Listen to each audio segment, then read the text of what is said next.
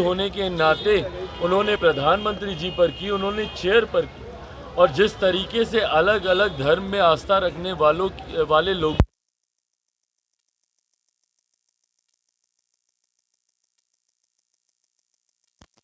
अलग जब किसी बात का श्रेय लेने की बात आती है, नौकरी का श्रेय लेना होगा तो तुरंत आप हर मंच से खड़े होकर बोलिएगा। और जब पुल गिरने की बात आती है, हम लोगों ने तो भैया खड़े होकर नहीं बोला ना कि कौन सा पुल किसके कार्यकाल में बना था। हम लोगों ने तो जानकारी नहीं दी। ऐसा तो नहीं है कि भाई अभी जो 6 महीने पहले जो एनडीए की सरकार बनी है उसी में ही सारे पुलों का निर्माण हुआ। हम तो इस बात को सहज स्वीकार भी करते कि हमारी सरकार है भैया, जिम्मेदारी है हम लोग की। पर ऐसे में जब आप उंगली उठाते हैं तो आप ये भी तो देखिए कि आपके कार्यकाल में क्या होता था।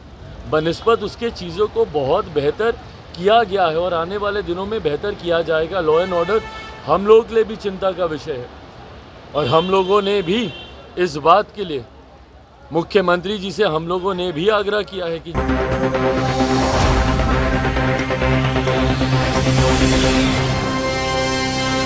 नमस्कार, आप देख रहे हैं पीटीएन न्यूज़ और मैं हूं आपके साथ प्रभाकर पांडे। आपको बता दें कि जैसे ही केंद्रीय मंत्री चिराग पासवान एयरपोर्ट पहुंचे, वैसे ही उनसे मीडिया ने सवाल किया कि कल चिराग पासवान और लालू प्रसाद यादव ने कहा है कि एनडीए की सरकार ज़्यादा दिन चलने वाला नहीं है, एनडीए की सरकार बहुत ही कम समय में गिर जाएगी। इस पर चिराग पासवान ने कहा कि लालू प्रसाद यादव अब सिर्फ भविष्यवाणी ही कर सकते हैं, क्योंकि जनता उनसे साम्राज्य छीन लिया है और अब उनका साम्राज्य आने को नहीं है। तो अपने कार्यकर्ताओं को वो किसी तरह से बरगलाने का काम करेंगे, रिझाने का काम करेंगे। अब उनके पास सिर्फ रिझाने के लिए ही शब्द रह गया है।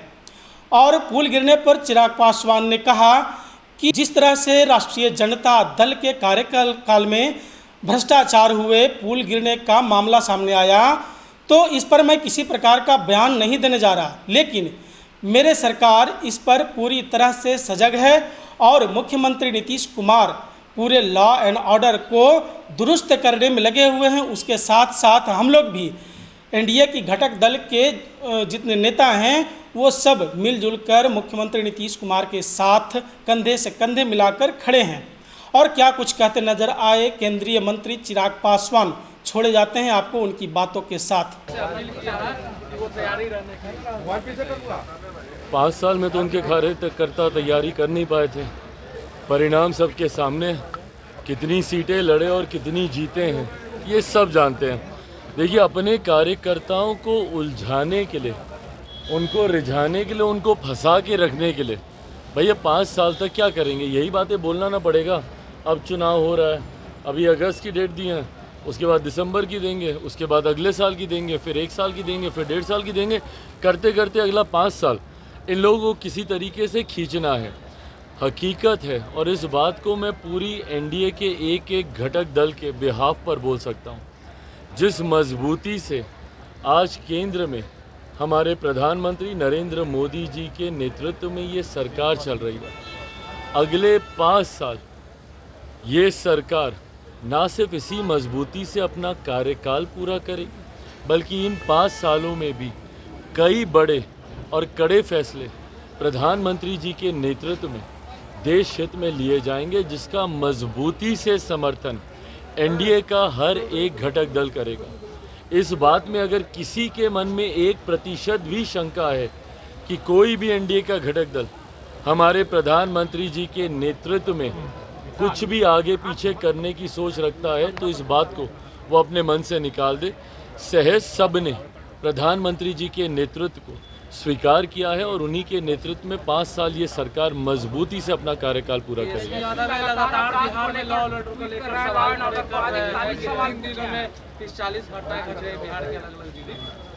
देखिए, मैं इस बात को सफाई इस बात से कतई नहीं दूंगा कि जब इनकी सरकार थी तो क्या होता था।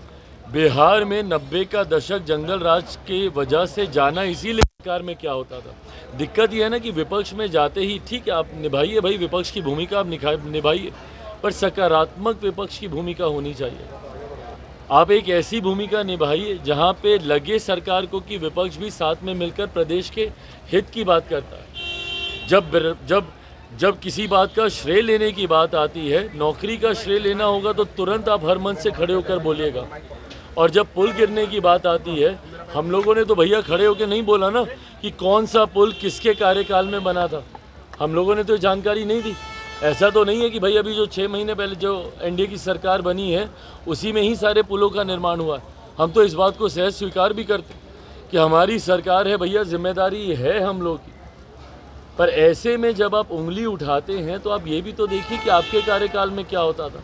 बनिस्बत उसके चीज़ों को बहुत बेहतर किया गया है और आने वाले दिनों में बेहतर किया जाएगा। लॉ एंड ऑर्डर हम लोगों के लिए भी चिंता का विषय है और हम लोगों ने भी इस बात के लिए मुख्यमंत्री जी से हम लोगों ने भी आग्रह किया है कि जिस तरीके से लॉ एंड ऑर्डर की चिंता का विषय है उस पर हम लोगों को चिंतित होकर कड़े कदम उठाने की ज़रूरत है। पुल गिरे उसको भी लेकर हम सब चिंतित हैं कि गुणवत्ता के साथ कभी किसी तरीके का कोई समझौता बर्दाश्त नहीं किया जाएगा। पर विपक्ष की भी जिम्मेदारी बनती है कि ऐसे में सकारात्मक भूमिका निभाए। राहुल गांधी ने वो आरोप लगाए थे कि रक्षा मंत्री पर कि अग्निवीर के शहीदों को मुआवजा पा गया, उस पर सेना के जवानों ने भी जवाब दिया है, ट्वीट किया कि नहीं। तथ्यात्मक जानकारियां उन्होंने सदन के पटल पर रखने का उन्होंने काम किया। जिस तरीके से व्यक्तिगत टिप्पणी एक एलओपी होने के नाते उन्होंने प्रधानमंत्री जी पर की, उन्होंने चेयर पर की, और जिस तरीके से अलग अलग धर्म में आस्था रखने वाले लोग